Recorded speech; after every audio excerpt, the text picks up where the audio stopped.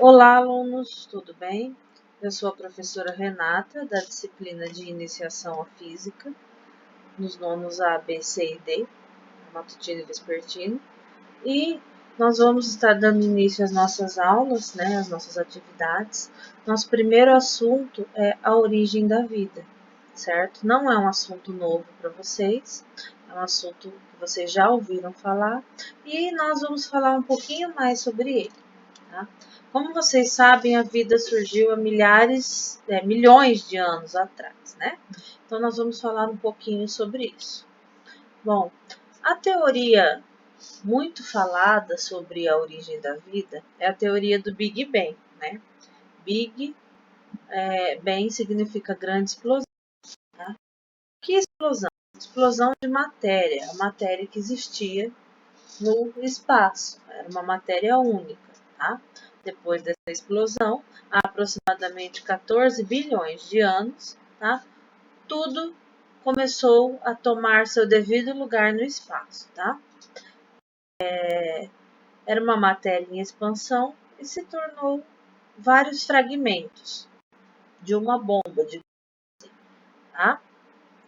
E devido a forças existentes, tá? Força gravitacional, força do Sol, cada fragmento desse tomou seu lugar no espaço, surgindo o Sol, a Terra, a Lua, as estrelas, que nós sabemos que estão todos esses no espaço, formam várias galáxias, constelações e assim por diante. Mas tudo teve seu início com a grande explosão, certo? Bom, além da teoria do Big Bang, existem algumas outras teorias, tá? Existem duas que foram muito faladas há anos atrás, muitos anos atrás. Tá? É a teoria da abiogênese e a teoria da biogênese, certo? A teoria da biogênese ela foi criada por Aristóteles, 384 a 322 a.C., tá? Ele afirmava que as espécies surgem por geração espontânea. O que é isso? Um ser vivo poderia surgir do nada, de qualquer coisa, tá? Os organismos podiam surgir a partir de uma massa, de alguma coisa parada, uma massa inerte, segundo um princípio ativo. Nascimento de um rato através da combinação de uma camiseta suja com um pouco de milho, por exemplo. Tá? Coisa que a gente sabe que não dá, não tem como. Nada surge do nada, né? Até meados do século XIX, acreditava-se que seres podiam surgir espontaneamente da matéria não viva. Tá? O exemplo, a camiseta suja mais um punhadinho de milho. Hoje sabe-se que um ser vivo surge somente através da reprodução, ou seja, todo ser vivo só surge de um outro ser vivo pré-existente. Nada surge ao acaso, nada surge do nada. Tá? Então, teoria da biogênese versus a biogênese. Biogênese é a aceitação da vida. A biogênese, esse A é como se estivesse negando, não há vida. Né? Não preciso de uma vida para ter outra vida. Isso foi descartado há muito tempo atrás. Uma maneira fácil de verificar isso é esse experimentozinho aqui, bem simples, tá? Eu coloquei só a foto e eu vou explicar ele rapidamente. Bom, aqui temos 4 vidrinhos com pedaços de carne nele, tá? 2 desses vidrinhos estão vedados, estão tampados e 2 estão abertos. Podemos observar aqui na figura que o vidro que está tampado, as moscas só ficam na parte superior, em cima da telinha, e não entram dentro do vidro. Se eu deixar esse vidro por um certo período, não vai acontecer nada ali. O máximo que vai acontecer é a carne vai apodrecer, tá? Mas não vai surgir mais nada ali. No outro que estava aberto, que as moscas tinham contato com a carne, vão surgir larvas, tá? Por quê? Porque tem as condições ideais ali. Tem ar, tem nutrientes, tá?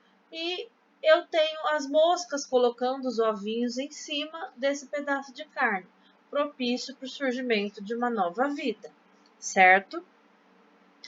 Bom, então nessa figura mostra que eu preciso de um ser vivo para gerar outro ser vivo. No exemplo, no caso, estão as moscas, tá?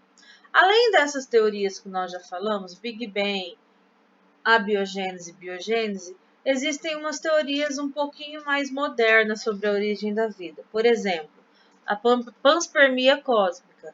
A ideia surgiu no final do século XIX, início do século XX, por Arrhenius. Tá? A vida teria surgido de seres vivos ou de substâncias precursoras da vida provenientes do espaço, de algum outro local do cosmos. Tá? É isso que Arrhenius descrevia e ele deu o nome dessa teoria como panspermia cósmica. Tá? Existem também a teoria da hipótese heterotrófica e autotrófica. A heterotrófica diz que a fonte de alimento dos seres seria constituída de moléculas que se acumulavam nos mares e lagos primitivos. Esse acúmulo de matéria orgânica seria possível para o surgimento da vida, porque teria o alimento para os seres que ali surgissem, né? E a hipótese autotrófica ou quimiolito-autotróficos, tá? Nome complicadinho esse, né? Os seres vivos eles produziam seu próprio alimento a partir de energia liberada por reações químicas, tá? Da crosta terrestre. Então, temos essas duas teorias. Uma me diz que eu preciso do alimento para o surgimento da vida, e a outra me diz que os seres são capazes de produzir o próprio alimento. Sabemos que sim, que realmente alguns seres são capazes de produzir o próprio alimento, por exemplo, as plantas, que são autotróficas. Mas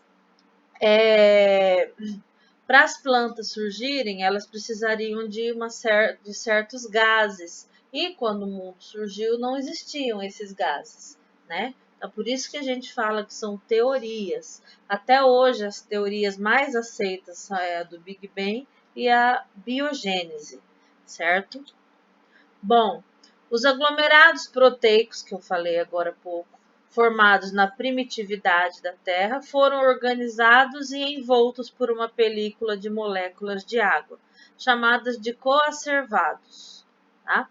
A partir dessas estruturas é que surgiram todos os seres vivos. Então, coacervados são as primeiras células, as células primitivas que surgiram, que foram precursoras dos seres vivos, certo? Eu fiz um pequeno resumo do que vocês vão encontrar no caderno de atividades de vocês. Façam a leitura do texto, tá? Respondam com calma, com discernimento e qualquer dúvida é só me procurar nas redes sociais da escola. Tá? Lembrando, eu sou a professora Renata, estou aqui para atendê-los na disciplina de iniciação à física. Não fiquem com dúvida, qualquer coisa podem me procurar, que eu estou aqui para atendê-los, certo? Grande abraço e bom ano letivo a todos nós.